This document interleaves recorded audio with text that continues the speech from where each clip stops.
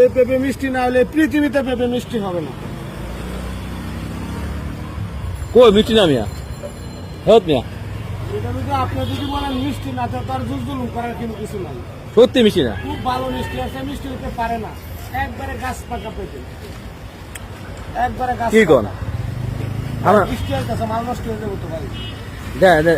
দেন কি রকম মিষ্টি না, আপনি যদি কাটিলে তখন কি করুন? আপনি নেওয়া লাগবে না, আপনি চলে যান। দেন কটু করে দেন, কটু করে দেন, 800 টাকা। দেন 8 টাকা কত হয়েছে? 8 টাকা 80 টাকা, 80 টাকা। একবারে 80। না, মিষ্টি অতটা হইলো না। একবারে আপনি যেভাবে কইছেন যে মিষ্টি, একবারে কড়া মিষ্টি এই যে। ফরমালিন নাই তো। আরে কিনো না, একবারে গাছ পাকা। দেন। ঝামেলা মুক্ত। আসলে উনি আমাকে বলছে যে পেঁপেটা অনেক মিষ্টি হবে, কিন্তু আমি পেঁপেটা খাওয়ার পরে আমার অতটা ভালো লাগে নাই, অতটা মিষ্টি হয় নাই। যাই হোক, তারপর পেঁপেটা কিনলাম এবং সবাইকে বলবো বেশি করে দেশি ফল খান, যেগুলো